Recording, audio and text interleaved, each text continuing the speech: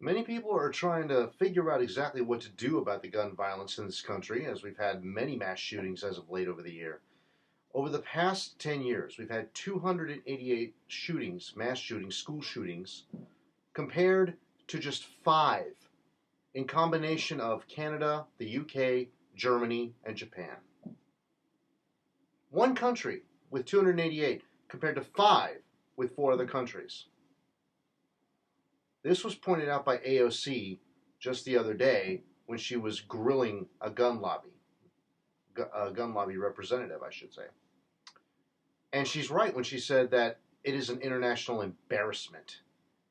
And yet, you get these gun nuts in this country, when they hear, well, this is an international embarrassment, well, maybe some of them on some level know it. But if there's gun zealots, like my guns matter more than my other rights and everything like that, they're just going to break out the red, white, and blue pom-poms, and they're going to do their little rah-rah America, and then do the cheerleader routine, and just say, love it or leave it, all that stuff.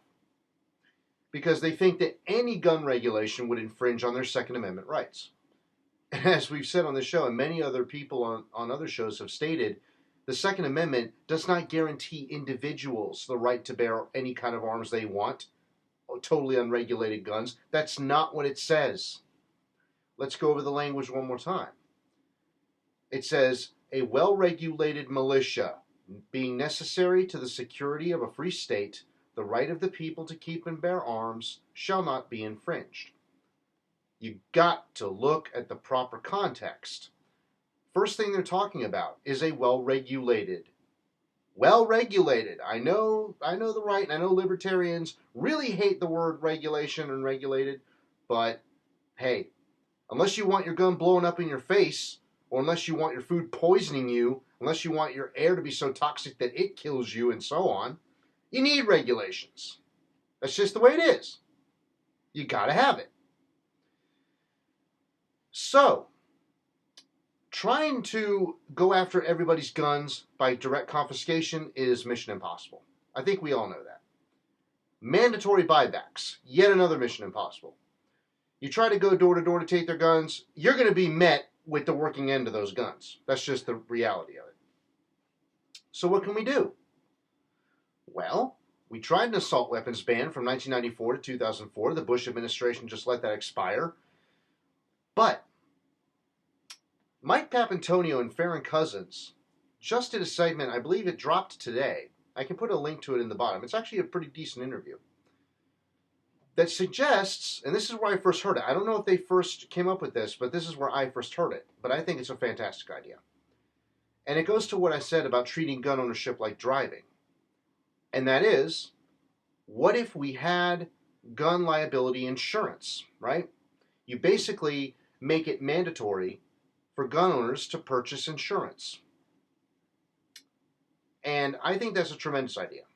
You have to have the insurance before you can get the gun. And even before you get the gun, you should be able to, you have to have the class, you have to have the proper training, etc., etc. You have to pass the background check.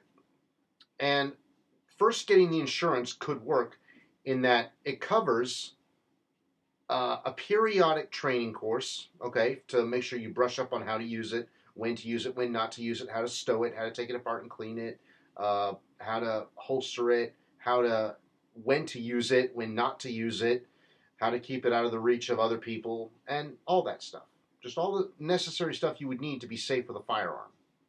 And of course, you would have to be subject to periodic psych evaluations.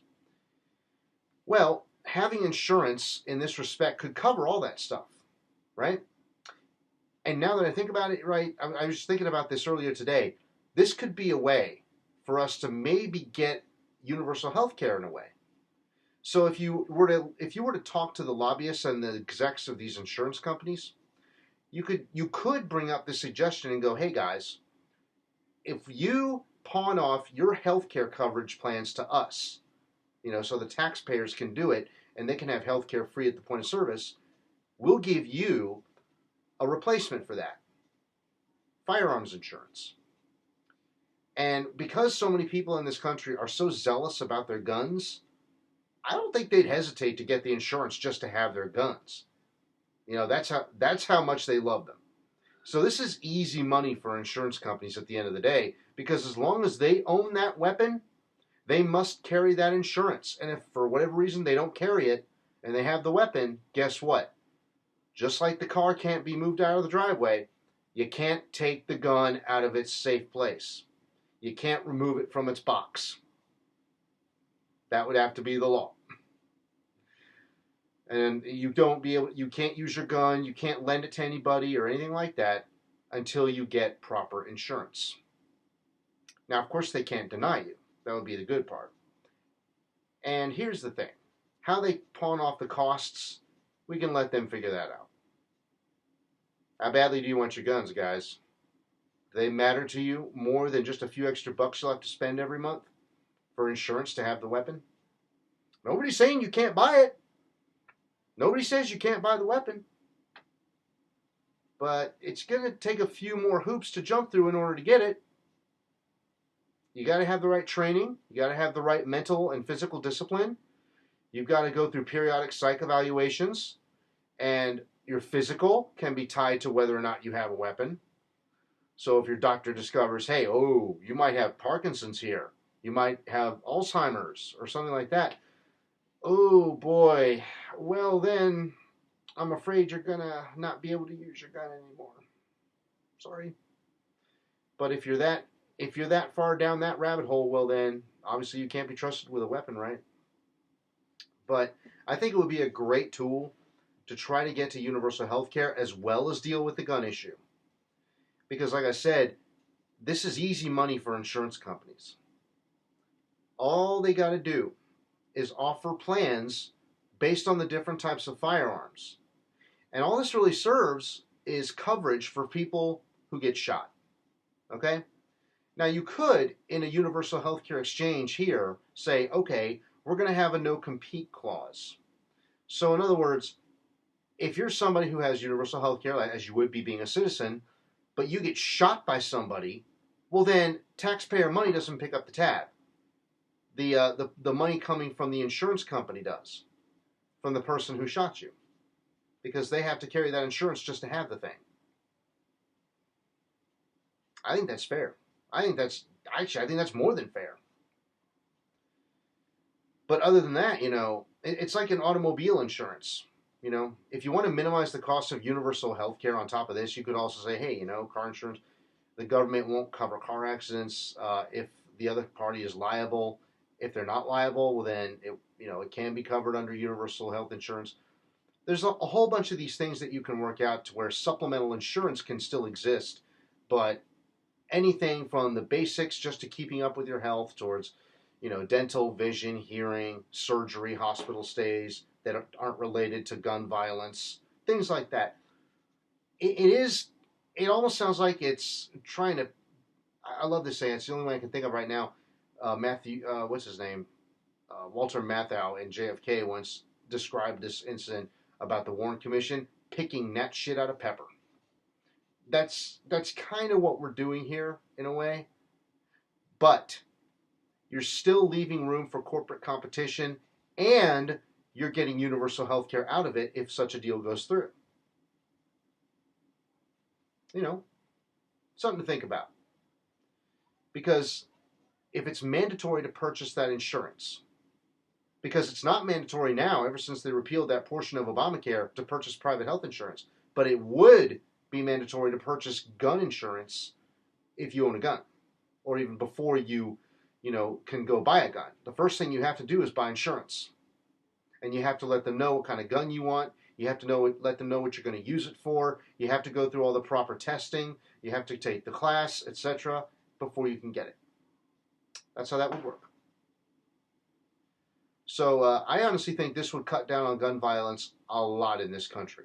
I really do. It's going to make people think twice. If somebody's pissed off because somebody made fun of them or whatever, and they're like, "Oh, God, I'm mad. I want to shoot them. Come on. What's your most powerful gun? I want to buy it." Okay, do you have insurance? Insurance? You have to have insurance. Fuck. It's going to make them think a little bit. Maybe even give them a chance to cool down once they have to get their mind off getting revenge on somebody that picked on them. So this has so many upsides to it. Letting these insurance companies kind of pawn off the healthcare portion of their plans, except with regards to gun violence, because that's what this is about. That it would actually do that, and it's voluntary. You don't have to buy it unless you own a gun, unless you want to get a gun. But it would lower the cost of health coverage from our taxpayer money, because a good portion of our taxpayer money, or I should say, a good portion of deaths and injuries in this country is due to gun violence. It's a way of getting universal health care at a lower cost than we otherwise would get, and giving gun owners a little bit of, it's a little extra hoops to jump through, yes.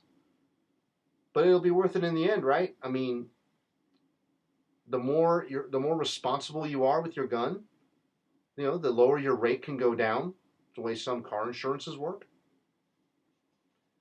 So I would advise people to really just think about this option here. I think it's a really good idea. So let me know what you think in the comments about this. There's so many ways we can go with this, and it's a way we can kill multiple birds with one stone, no pun intended, to both try to quell gun violence by making them have to spend more money every month on an insurance company just to have the weapon, and also get universal health care. So I like this. I think it's wonderful.